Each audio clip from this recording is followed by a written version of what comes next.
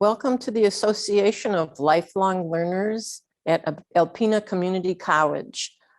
Today's presentation is a glimpse into the orientation for new employees of ESI clients. Please welcome Jackie Krawczak.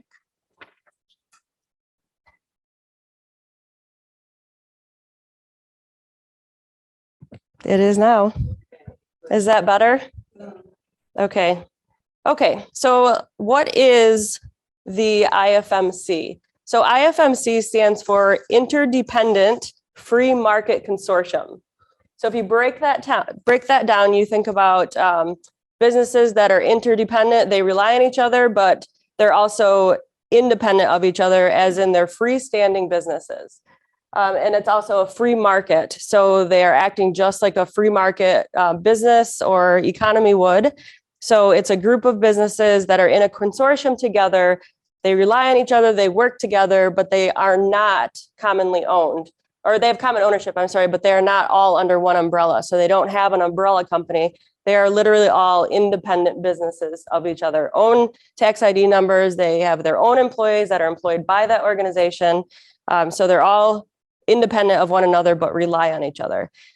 The history, well, actually, let me back up and tell you a little bit about my role there. So I work for one of the ESI clients called Innova Tech Services. There's Innova Tech Professional Services, and then there's a couple other divisions of Innova Tech. But basically, my title is corporate representative. I spend a lot of my time working for ESI, Employment Services Incorporated, because I'm responsible for all of the recruiting and hiring. And then I also do the other side of what I do is internal and external communications, and then also whatever happens to fall on my desk that day. So corporate representative was the catch-all for what I do there. And when I say I spend a lot of time with ESI, so the way it works is my paycheck comes from Innova Tech Professional Services, but I contract my time to ESI. So they buy time from me, and they have, the billing and invoicing and all that, so it works out. So that's kind of how that's set up. Now, the history of the organizations, and I'll get into the number of them and how many there are, things like that. But the history of it, so you may have heard of the Winter family because you've probably heard of Omni Metalcraft Corporation.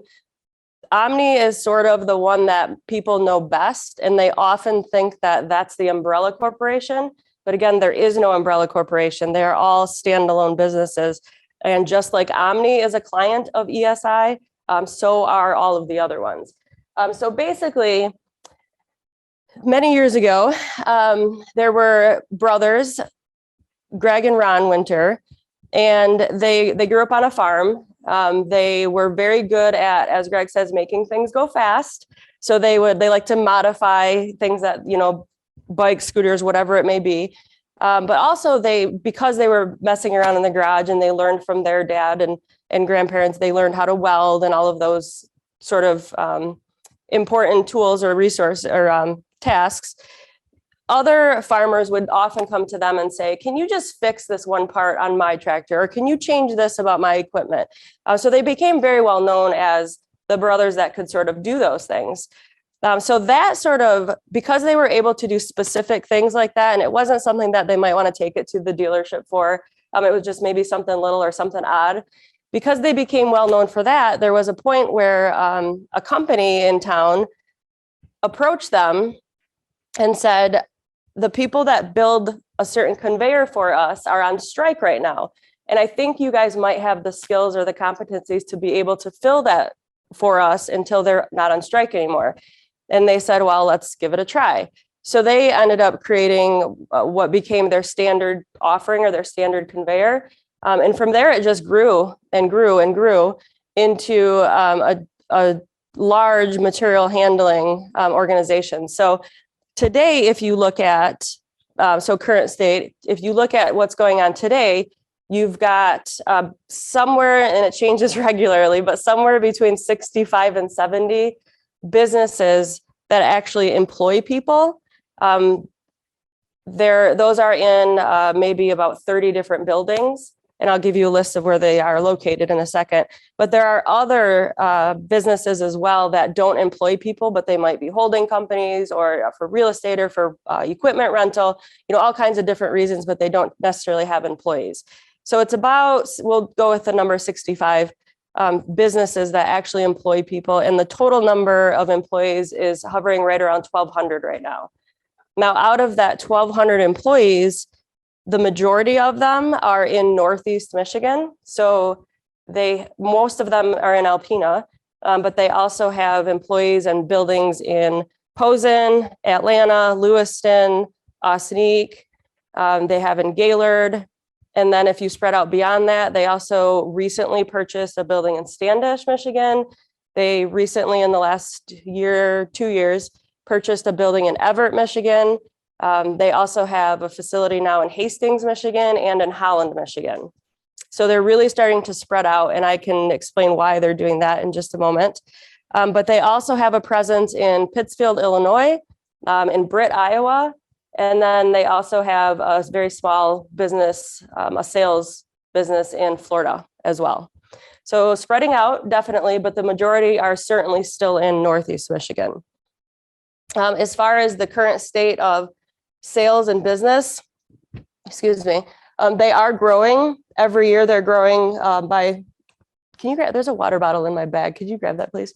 They've been growing tremendously. And so they've had several this year. They already had several record weeks, just expanding tremendously. If you can't find it, that's okay. It's in there somewhere. And looking to the future, likely they will, thank you so much. Likely they will continue to expand. And one of the questions is, when COVID happened, that hurt a lot of businesses in that time. But if you think about what everybody started doing, they started ordering online even more than they already were. So not only are the distributors, having to work with that, but then you also have the delivery companies, and then you have all the returns. So it's just a tremendous volume of material that's going, being shipped around. Well, being in the material handling industry, that was very good for us as far as building equipment. And what you see in that picture, that's actually a conveyor. It's a roller conveyor, but it's that side that's up actually folds down. So that's what you're looking at in that picture. And that's at North Amcon. That would be one of the, I'm not actually sure exactly what that is, but that's a conveyor, powered conveyor. So they have expanded tremendously. And a lot of it had to do with the way our economy is going, people turning to more and more online and, delivery. And so the future continues to look like up here that there's going to be a whole lot more growth in the industry. So let's see. I want to talk quickly about the IFMC, which again, should I ask you guys what it is? Does anybody remember? The Interdependent Free Market Consortium.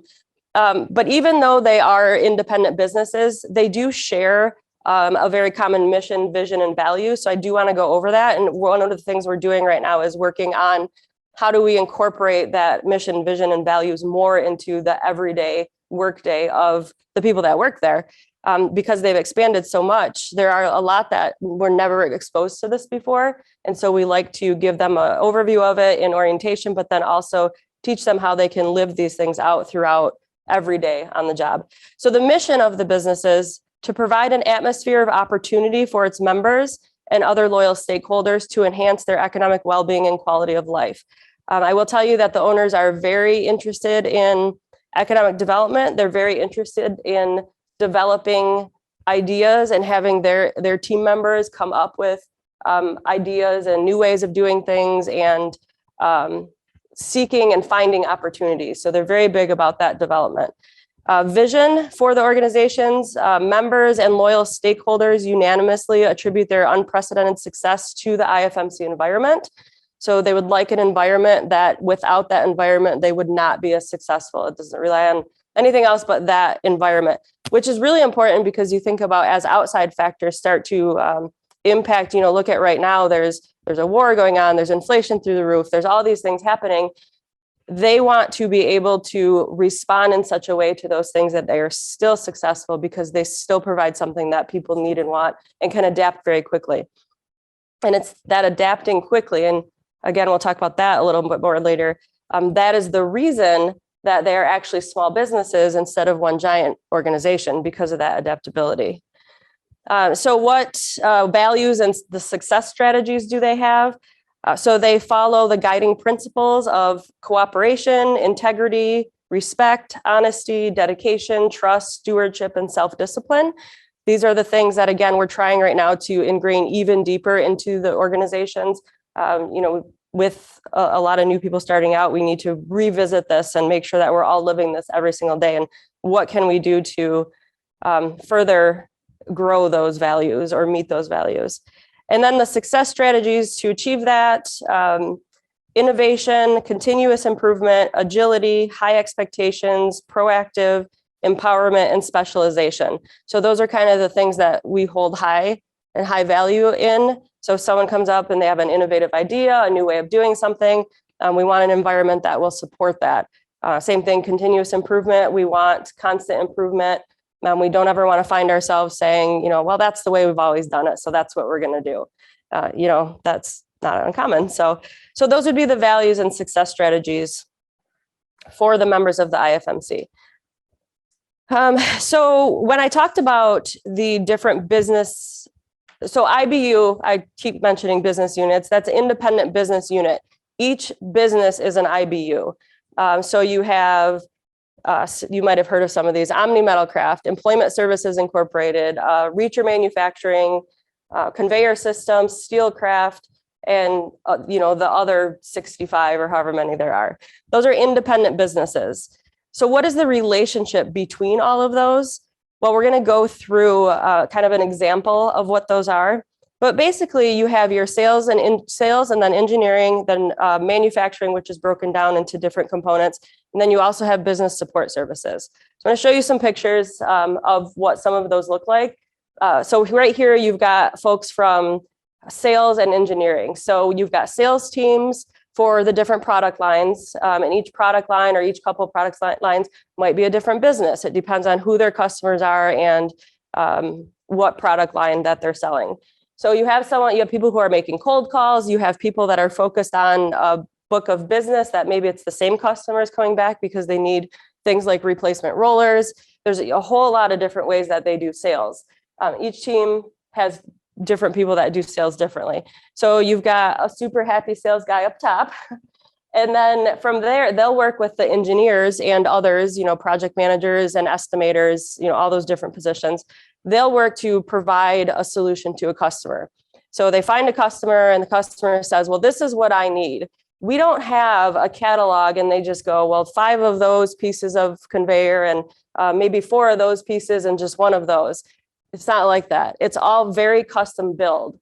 So you might have 100,000 square feet of space, and you might also have the same amount of space, but your layout of your building is going to be completely different than your layout of your building. So our sales and engineer teams, they have to be able to solve those problems. And the customer says, I need to get these maybe Gatorade bottles from point A to point B. And the other person says, well, so do I, but I have more space to go up. So we actually have to convey the product up and then back down. So there's all different kinds of layouts and configurations that the sales and the engineering and the estimators, and they'll work with those customers to figure out what it is that they need. Of course, they can draw on other experiences. We did a similar project, or this looks a lot like that building. But almost every single order is something very unique and very different to that particular customer. So from there, so once the sale is made, that would then have an engineered drawing, and that engineered drawing would then have to go to manufacturing.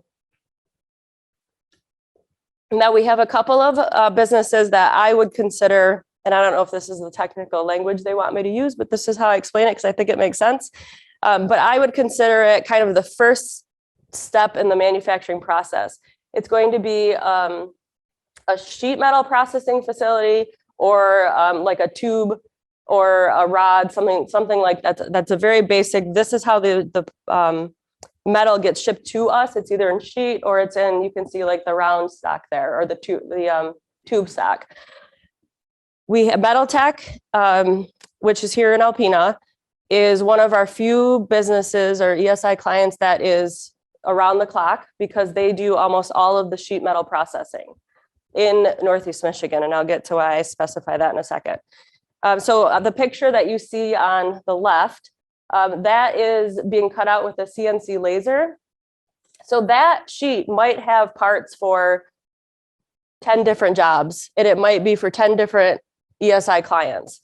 But they're the ones that are going to cut out those shapes with that CNC laser, or they might use a press brake machine to bend and form the parts. So they have programmers who are in the office and they program the parts onto that sheet, because the goal is to have as little waste as possible on the sheet metal. And of course, the sheet metal comes in all different kinds of thicknesses, and there's stainless steel, all of those things, but I won't get into those details. Or we have another PMI, instead of Metal Tech, they deal with the tube stock, the round stock. So that is how the product gets shipped to us. And so they'll take those, they start out real long, they'll take them, they'll cut them, they'll make them into rollers, they might make them into bearings. It just depends on what that particular customer needs. And again, they're doing that piece of the work for all of the other businesses, right? So they're very busy. I think PMI also is another one that has kind of around the clock. They have swing shifts and either two or three different shifts. So very, very busy shops. From there, well, actually, just some more photos from those facilities. I show the second picture, the one with all the computer and the technology looking thing. I show that because I think it's really important for people to see the technology that goes into this. This isn't just you come in, you put sheet metal on it, and then you make the machine do what you want. You have to understand codes, and you have to understand a lot of math. There's a lot of math that goes into this. So you have to learn how to program the machine to do what you want it to do based on the engineer's drawing and the programmer's drawing. So it's a little, I think, more high tech than some people think when they drive by those buildings. And then you see the next machine, that one, I believe that's the punch. So that one's going to process sheet metal by putting, either it's going to punch holes in it, or it's going to punch divots in it, depending on what they need. The first picture, you can just see they're using a drill to drill holes in it. And you can see the water because that keeps the heat down, and that's really important. And then the last one is a high-speed laser machine that can cut the tube stock at very, very high speeds. And actually, when they got that machine, they realized it helped tremendously in getting some of the backlog out the door because it was so fast. So that was a newer installation in Gaylord, actually. All right, so after you go through the process of that initial processing of the sheet metal or the basic stock material, then it's going to go into, it might go to welding at that point, which is going to be a whole different business, right? So that's where you cross that threshold of going from one business to another business. So that metal might have to go and might have to get welded, which is the picture to the right. That's all stainless steel that Bay Manufacturing does. It might get put into the bearings that you see in the center. The picture on the other side, those are actually large pulleys for different rollers. We make a huge number of different pulleys, and they're actually pretty cool to see because sometimes they look like alien creatures. So those are kind of fun to see. But all of those things, if you can see the pulleys, they have a coating around them. It's like a rubberized coating. That's another business that if it needs that, it would go to, well, that Coating Concepts does the powder coating, but Midwest Manufacturing, they will put that coating on it. So it goes from the initial sheet metal, those in particular were sheet metal that they welded into the round part. So it went from the sheet metal processing, then it went to the next company that's going to weld it all together. Then it went to the next company that is then going to put the coating on it or whatever the customer needs. The center one, you can see that those are round. Those started out as long bars or round stock, right? So, and then they had to add, pieces to it. They had to grind it to a certain finish. And so another company, took care of that part. And I think a lot of those are replacement parts for things. And then the ones all the way over here, that's not sure what that's going to, but those were all needed to be welded. And you can see how all the parts would have been cut out. So you can see the sides would have been one cut out. The long pieces were another cut out. Then they were bent with the press brake machine and then welded into that. Oh. All right, so now we get into the businesses that do, and these are what we call weld paint assembly. That's that's the businesses that are doing this sort of thing. On the left, you might have most of the product ends up getting powder coated. So that's what you see on the left and in the center. So powder coating is Coating Concepts Incorporated. That's another business. All they do is powder coating. They prepare the material, they put it through the powder coating application, and then they put it into the oven so they can bake it and get that to stay and be durable. A couple things about powder coating instead of wet spray. So it's much more durable. It's way more environmentally friendly. You wouldn't think that because of the powder overspray, but that all actually goes into filters. And when you're watching it, you can see it get sucked into the filter. So it's not just out in the environment, and they can actually reuse some of that. One of my favorite things is to go see what color they're working on at the time, because I have seen lime green, bright pink, cool colors, but a lot of times it's just blue or black or white, and is what it is, but not as exciting as some of the bright colors. And then those are sleeves that they might have to put on rollers. So again, like I said, Midwest manufacturing, if a roller needs a particular sleeve or coating on it, that comes in just like that, stacks and stacks of it. They have to heat it up to make sure it's pliable. They put the roller in, and then it's on the roller. They have to cut it to size, all of those things. So each of those steps is basically a separate business. And then we do have the welding side of things. And it's hard to do these in order because not everything has to go to powder coating, and not everything has to go to welding, or maybe it needs to go to welding and then back to powder coating, so things go in different processes. So it's hard to say these happen in this order, but we do have a lot of welders within the organizations. The gentleman that you see welding in the picture to the right, he works for Specialty Pulley. And so he's making one of the large pulleys I was talking about. That one will not have that round. That's how it's going to stay, is with those kind of flanges that you see on it. Specialty Pulley, they make some pretty cool things because, as the name indicates, it's special, kind of a unique specialty. They're doing something different all the time. All right, and then you go into our assembly facilities. So what you see here are pictures from 3 different assembly facilities, but there's many more than that. And assembly is basically broken down from 2 different kinds of assembly. There's industrial assembly and there's light assembly. If you know the old Kmart building and what's happening in there, that is all light assembly. They're using impact wrenches, they're using nuts and bolts, maybe some screwdrivers, and they're putting together a lot of conveyors. Industrial assembly is what you would see in these pictures.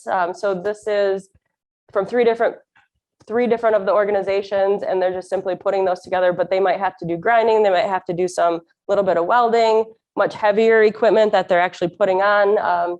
It's not just a lot of the rollers, putting them in with the rubber bands. You might have seen those in one picture, but it's a lot more intense work.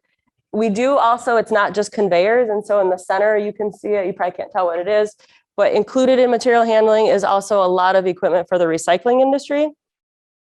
So we make a lot of shredders. You might have heard of AmeriShred Corporation. That's a local one that you might have heard the name before, but if you were to look up on the websites, you could see shredders. They're shredding, 100 tires in a shredder, or they'll have companies, and I can't necessarily give you the names of them, but they might have a product that all of their prototypes have to get shredded. So they'll send us that stuff to us so we can test our shredders out. And then they might buy a shredder to shred their prototypes, or shred if there was a defect in a whole order of something. And we're talking whole orders that might be like tens of thousands of pieces of something, like sunglasses or a plastic bottle or whatever it may be. Customers will need shredders to get rid of that sort of product, which I get it in its industry, but it bothers me that there's so much product out there that just ends up getting shredded. And the prototypes too. There's nothing wrong with that particular item. It's just not the one they chose to go with. So all those prototypes, a whole pallet of prototypes of something, ends up getting shredded. So no competitor can pick that up and sell it and try to sell it. So, or there's a little glitch in something where you might not be able to notice with just looking at it. But they don't want a competitor to sell those as the real, thing without that glitch in it. So it's very interesting, the things that they need to destroy. And then, of course, there's also the document destruction side of it. So we've got different shredders across the world because, governments, they have a lot of document destruction that they need to do. We also make hard drive shredders. So when you throw your computer out or you recycle it or whatever you do, that hard drive will still have all the information on it. So our company, one of the companies, makes a hard drive shredder. So you can shred the hard drive. And those are, places with big volumes, like a recycling company or a massive corporation might buy those. But all of this stuff, so you think about the pieces that we saw, the initial sheet metal processing, and then the powder coating, and then the assembly or the welding of some things coming together, the coating of some stuff. They all would then come together in one of these shops that would assemble that final product. You can see in this picture, there's a little sticker right here. So there is an incredible number of safety stickers that are required to go on this equipment, as well as other stickers like on-off switch, different things like that. And Omega Electric is where the majority of those, that's in town here, the majority of those are printed there. And the owner of that company told me last year one time that the ESI clients alone keep 1.5 full-time people year-round all the time working just because of the stickers that these companies order. And then you can see just another point about the colors. So yellow is always the safety color.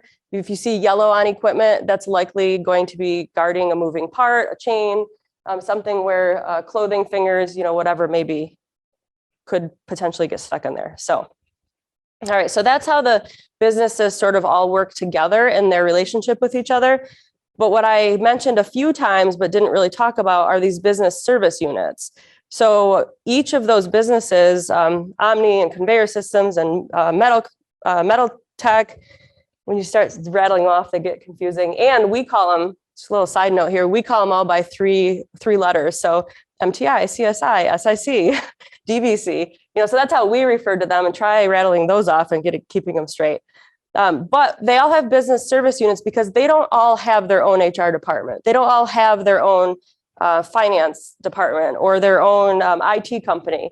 So instead, what the owners did that is very creative and works really well, is they created these business service units to provide those services to those companies in a free market sort of system. So these businesses actually pay Employment Services Incorporated for their HR work.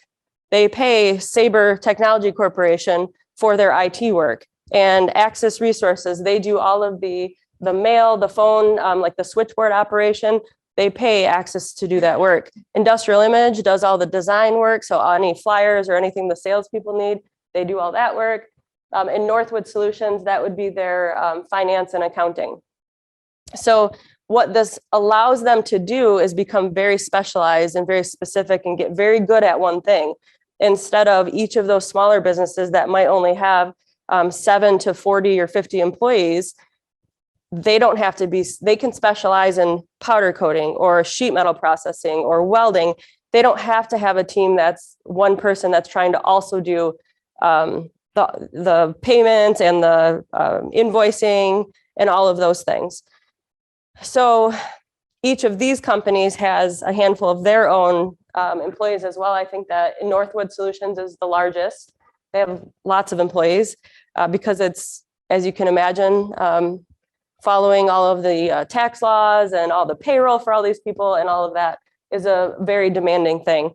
And then you have a handful of employees at all of the rest of them. ESI, for example, my half of ESI that I'm responsible for, I've got 1, 2, 3, there's 4 of us.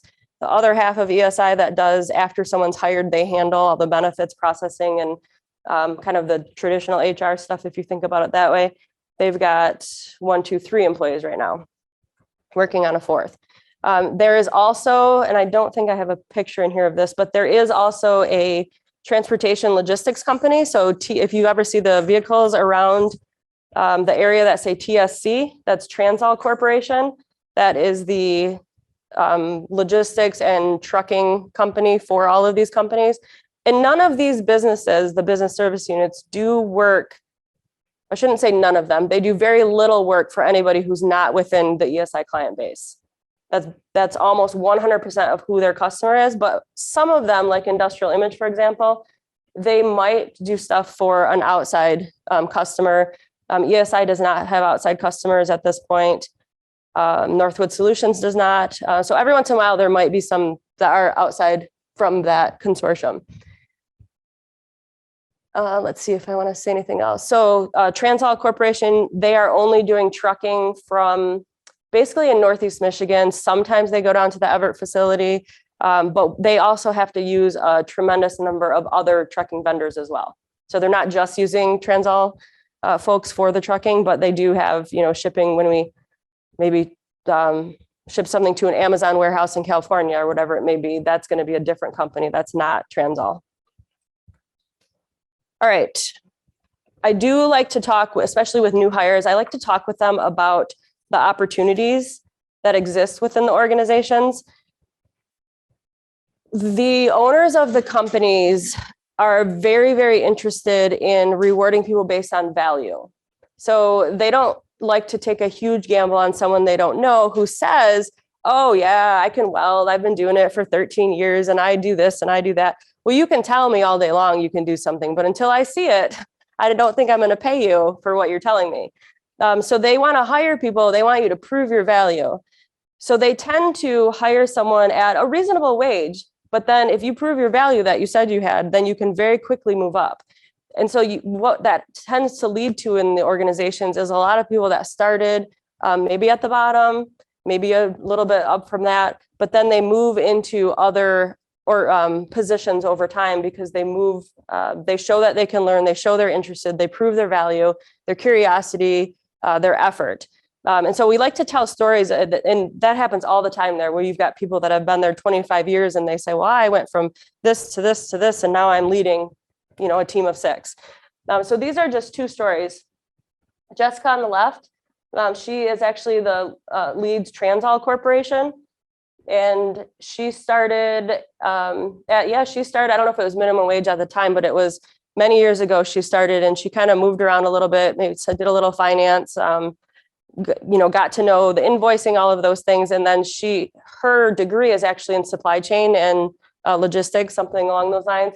And so she actually ended up where she's at today, and she's thrilled. She loves it. But it took her some time, because when she started with, she has a bachelor's degree in logistics or whatever it was, that doesn't mean as much as proving that you can do the work. So she worked her way up, and now she's in a field just like what she went to school for. Keith on the other side there, he is in the building. Do you guys remember the Health and Racket Club, the red building? So that is now Unicraft Manufacturing and Unicraft Corporation. Keith is responsible for that organization or that independent business unit. He started, oh gosh, I don't remember the years. I think it was, I shouldn't say it, because if he watches this and he's like, don't give away how old I am. But he started however many years ago, and he started as a welder. And he worked his way up. He learned along the way. He learned leadership skills. He was sort of that go-to leader for other people in the shop. He helped other people. He helped train people.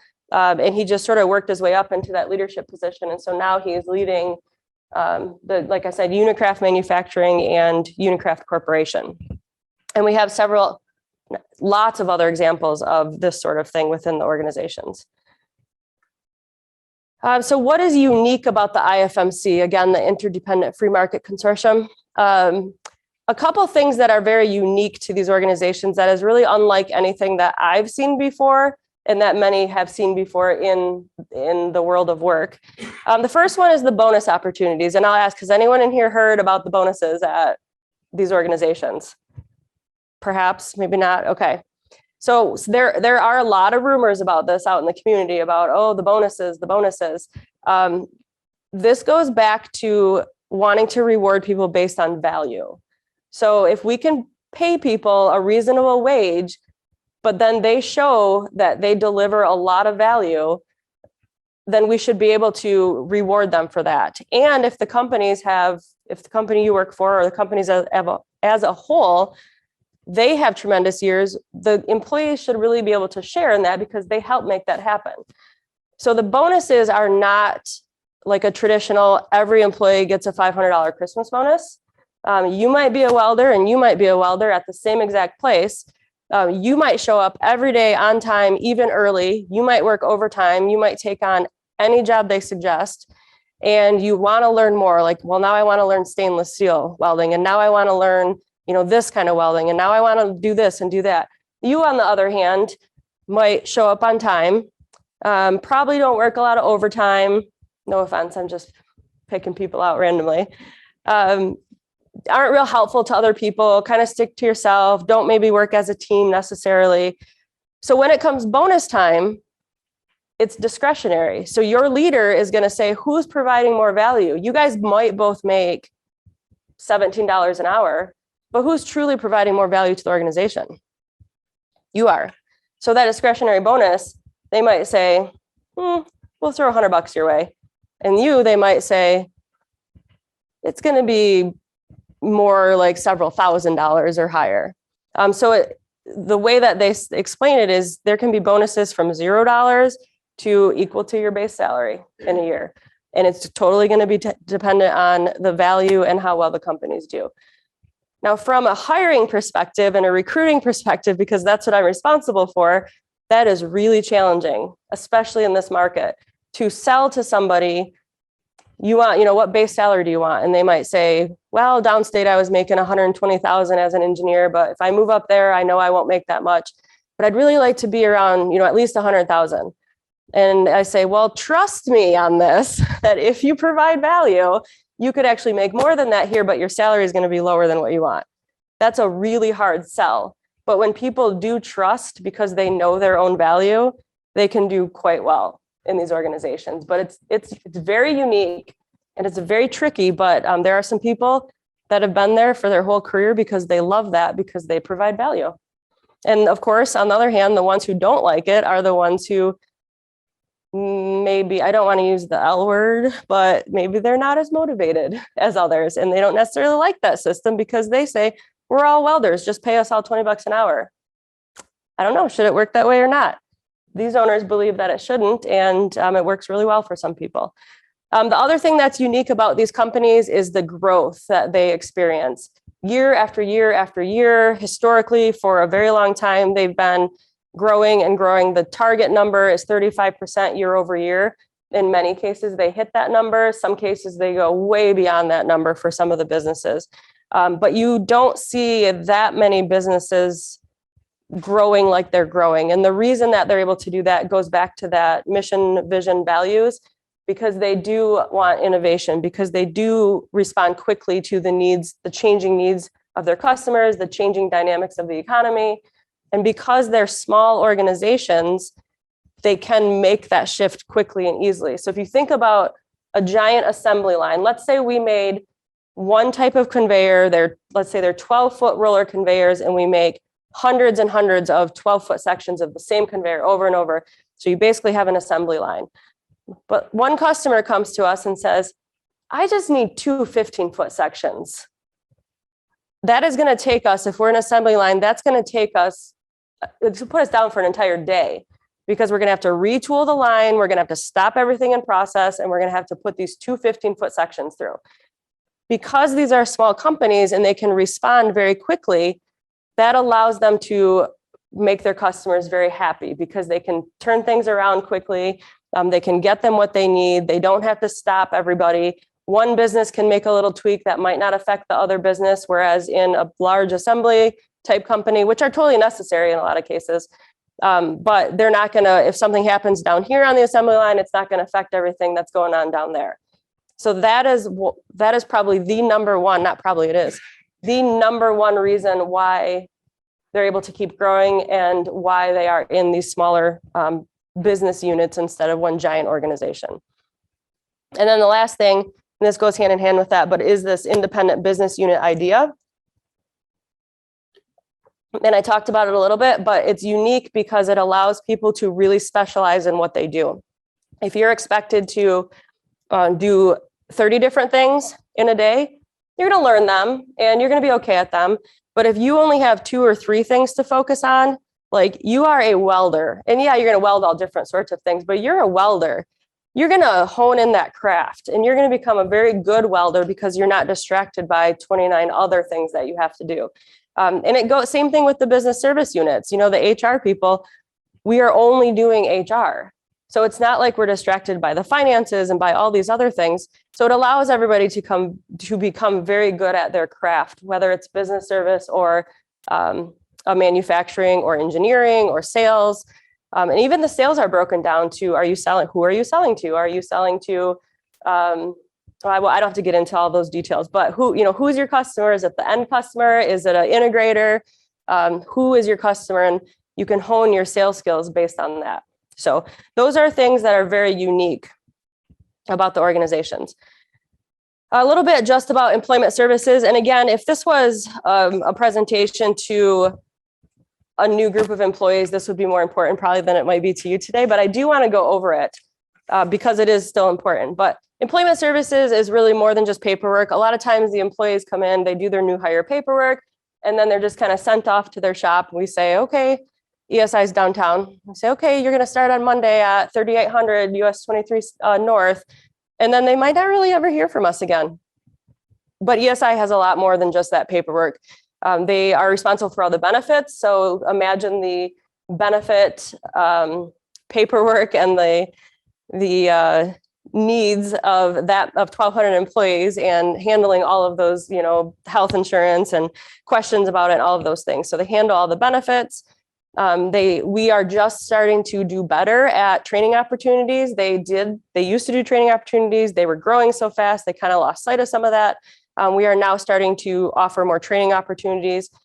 So we did a whole leadership series last year. We're coming up with some kind of HR, like sexual harassment training, things like that. Safety training has always been a constant. We have a very good safety record. So ESI does all those things. Career growth assistance. Another nice thing about these businesses is if you see something over there that is appealing to you and it might be an upward movement for you, you can check it out. We can help you explore that as an opportunity. Or if you're in a business unit and you have leadership potential, but your leader might not be retiring for 15 years, we might be able to find another place where you could grow into that leadership position quickly or more quickly than in the other one. So this career growth assistance is really kind of cool. Plus having places all over Michigan and across parts of the United States is also beneficial. We've had people transfer from, I shouldn't say transfer, but Alpena to our Standish facility, for example. But I don't want to use the word transfer. I did, but I shouldn't have. We actually make them go through the hiring process, apply for the job. We make them tell their leader, their supervisor, because what we don't want to happen is these businesses to get into a wage war or stealing from each other. Hey, I'll pay you $1 more if you come work for us, because it's so hard to find people right now. So we do make them go back through the hiring process and say, well, if they're really truly a good fit and if this is for their growth, then yes, let's consider it. And then ESI, we're also responsible for a lot of awareness with the company. So what's going on? We started a newsletter beginning of last year. It's once a month. It's on the website. If anybody wants to look at it, it's really interesting information. We also just started, we've done 2 of them now. It's called Equipped Live. So the name of the newsletter is Equipped, like material handling equipment, but Equipped Live. So it's myself interviewing Greg Winter for 15 minutes about a topic. The first one was a month ago. This last one we just did earlier this week. The topic was in the economy that we're facing right now, with the war, with inflation, with difficult to find employees, all of those things. What impact is that going to have? Where are you spending your time paying attention to these things, and what good and what bad may come out of this? So it was me interviewing Greg about that. So that's also available on the ESI website and on the ESI YouTube channel. So we're trying to do more about improving the perception of these businesses out in the community, because we do realize that they've been very secretive for a long time and that's not helping them necessarily. We need to build a positive perception so we can continue to fill these jobs as we continue to grow. I want to circle back to when I talked about starting a place in Everett and buying a building in Holland and buying a building in Standish. I want to talk about the reason why. So in Northeast Michigan, you've got the whole process. You've got sheet metal processing. Well, you got sales, engineering, sheet metal processing, welding, assembly, powder coat, all of those things. We don't have enough people up here to fill the jobs that we have available. So what they decided is that if we can recreate smaller versions, they're calling it IFMC villages, which leads me to call them village people, but I don't know that that's going to stick. So if they can recreate IFMC villages in other communities where there might be a vacant building, maybe it's a building that a manufacturer going out of business, whatever it may be, and we can just scoop up 30 or 40 people there and 30 or 40 people there. We're not asking for any one community to support another 1,000 people, but if we can do that in little pockets around and create, they're basically doing 3 things in each of those. They're doing sheet metal processing. So they're using CNC lasers and press brakes. That would be one business. Then they're doing powder coating in a lot of them. So that would be a second business. And then they would have an assembly and welding business as well. So for example, in Everett, it used to be a glass manufacturing company. And is anyone familiar with Everett? Very small. So the joke is you can buy a tractor in Everett, and that's like all there is tractors for sale everywhere, which oddly enough, when I do go down there are tractors for sale. So that facility was a glass manufacturing facility that closed, which displaced a lot of workers. They bought the building, the owners bought the building. And in that building now, one section is Patriot Steelworks. They do sheet metal processing, just like Metal Tech up here. They actually train the people up here at Metal Tech. Another section of the building is powder coating. They have a brand new powder, it's beautiful, brand new powder coating area that's even bigger than what we have here at Coating Concepts. And then the third section of that building is Durham manufacturing, and that would be assembly and industrial assembly and welding. So they're doing heavy duty assembly of the equipment. But they've been able to hire, I'm not sure what they're up to now, maybe 40 people between those 3. And that's probably, they're not going to get too many more out of Everett, right? Because there's a lot of competition for jobs. It's not a huge population, but that's going to work for us because that's going to man those facilities. So if we can do that same thing in Standish and in Holland and in Hastings and wherever else it may go, that could possibly allow us to keep up with the demand. Because if we tried to add, say if there's just 3 places, 120 people in Alpena, it's not going to happen. We just don't have that population to support it. The other thing that we do get involved in to try to build future employees or future workers is to get involved in programs that are going to support the CTE programs like career and technical education. So support high school welding, support the manufacturing program at the college, support robotics. So, there was just the robotics team that went to Texas, support those things because those are the types of people that we're looking for with those competencies when they come in to look for jobs for us. Let me see if I can clear up any loose ends. You guys can ask questions too, but I told you number of employees is about 1,200. It was just in the last year that we crossed the 1,000 employee mark. So that's, just in the last year or 2 that we've crossed that. So getting to 1,200 is a big deal. Since I've been here, which is just over 2 years ago, they have added, I want to say 7 or 10 new IBUs, so independent business units. But that does count, the ones down in Standish and Everett and all of those.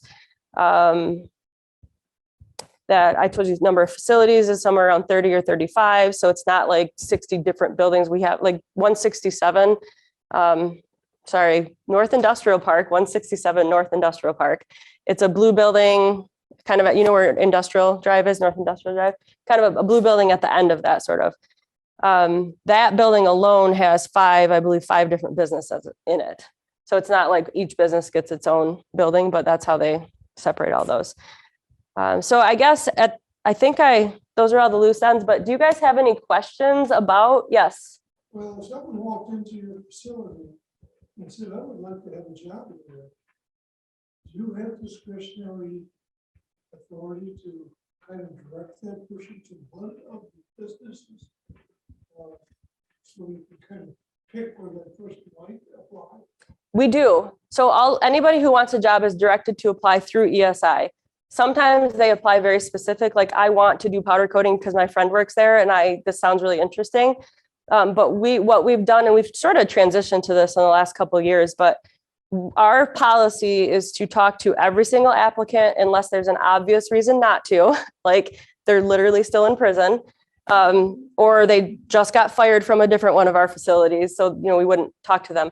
But if someone came in, even though they say they might really want powder coating, we're going to sit down with them and we're going to learn about their skills, their abilities, even things as far as schedule. Are you willing to work a second shift? Are you willing to work overtime? Because some are more tolerant of that stuff than not. Well, I don't want to put you in powder coating just because you think you like it, when you tell me you can only work a first shift and they're probably going to ask you to work a swing shift.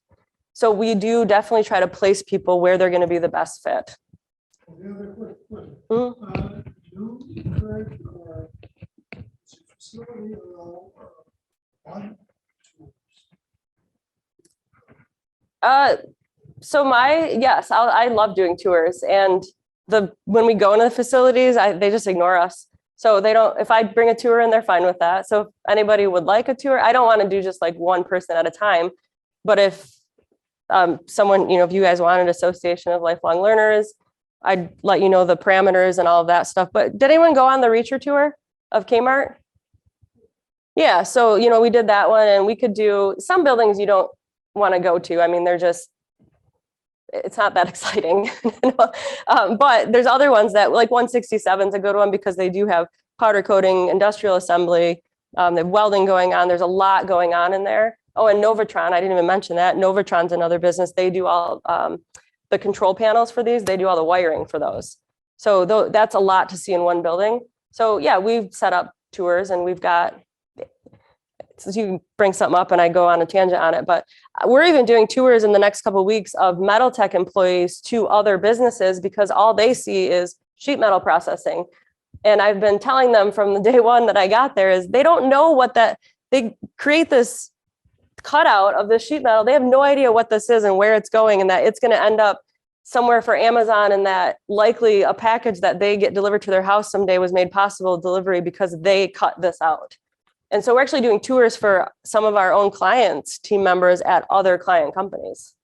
So yes, tours. Short answer, yes. Yes.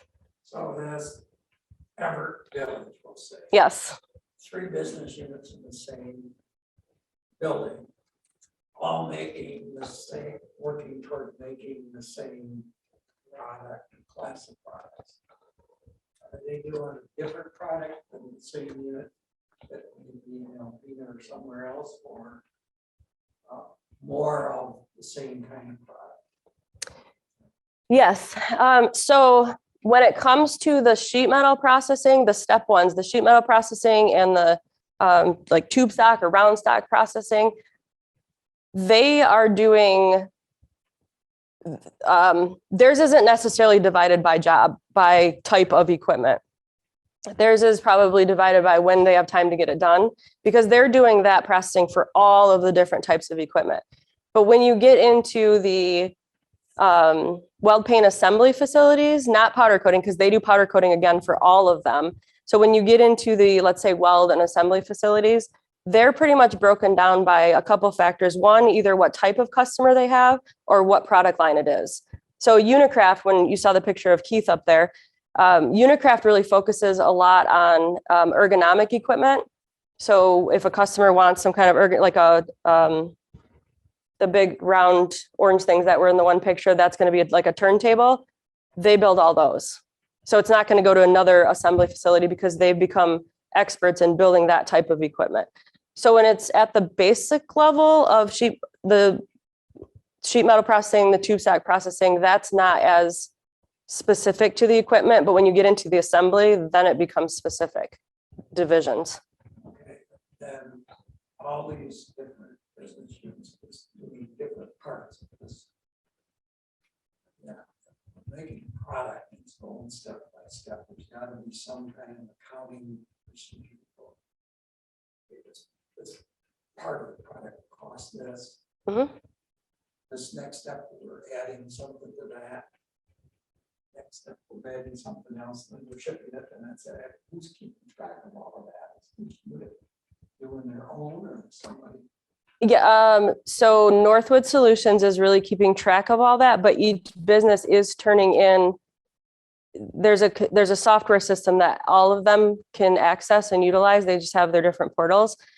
So if I get a purchase order and I fulfill it, then that travels like with that job. And you can, so this system, it's huge and complicated, and I don't even know a fraction of it because I don't do that stuff. But you can track, like you can look up the job number and I can tell you where the parts and pieces are, should be at any given moment. But yeah, so there is a master tracking system that is just enormous. So the end customer gets one bill for 100 widgets. Correct. But it was made by 5 different companies. Correct, because the end customer purchased it from Omni Metalcraft, or they purchased it from Unicraft Corporation. They didn't purchase the individual parts. Omni said, yep, we can make this happen. And then it gets pieced out sort of behind the scenes. And then the whole piece of equipment is back to them with one bill. Absolutely. IBU that was involved in that gets their portion of the Right, profit. right. Yep. And that's how it pays for what it costs them to do that. Yeah. And you figure into that labor and materials, and they get, paid for that. Yeah. I know, does anyone have an accounting background in here? It sounds like an accounting nightmare, but it works. It really does. It works, and it's quite efficient. They built quite a system there. So any other questions? Who is finding these villages in the contract? It's like, oh, here's a spot. Yep, they've got a team of folks who that's their job, is sort of that sort of development. So they're out making calls, they're reading newspapers. I think I want to say the one, it was at Everett or Hastings, where one of the owners happened to be reading about a business that was closing and how devastating that was going to be to the community. And they said, let's go check it out. They were looking for a specific size business, and that, yeah. So they're people that are focused just on, looking for those opportunities. Yeah. Anything else? Okay. Yes. So go ahead. With all the independent units you have, does each unit have their own board of directors? Mm-mm. And also it all goes through a central process? Yes. So there is common ownership for all of these, and then you have common ownership, but that they're not in the building running things day to day. They have their leadership in the building that's running things day to day. So there's not a separate board of directors for all of them, but they're still very independent because they have their own tax ID and their own, everything that makes them a legal independent business. They just have common ownership and this consortium that has them all working together. Yeah. Which is a very unique situation. You don't see that very often. There's a few other examples around the country that I've come across, but it's very rare. Yeah, but it works. And it's huge for the community. The number of families that are here because of this that's huge. Yeah. It's business unit. That's a good question. I know that some have closed. I don't know if it was failure necessarily, or they found a better way to incorporate what they were doing into other ones. Right. So maybe they were doing something good, but not enough to have just one standalone business unit. Have there been lots of failures along the way? Yes. There's, this equipment didn't work, or that idea didn't work. Absolutely. But as a whole unit just failing, not necessarily. Or dissolved. The good pieces were put somewhere else. Yeah. I didn't mention they have quite a few patents as well. Several of the businesses have a lot of patents. So that's something else that they are always looking for, is new ideas and patenting different ideas. Am I supposed to watch for questions online, or do you have that? Oh, okay. All right. Well, if there's nothing else, I appreciate your time. This was, I like getting the word out about them because, like I said, I harp on them that we've got to tell the story because it's a cool thing. There's good stuff going on. And I just think more people need to know about the value that's right here in our backyard. So appreciate your time. Thank you. Thank you.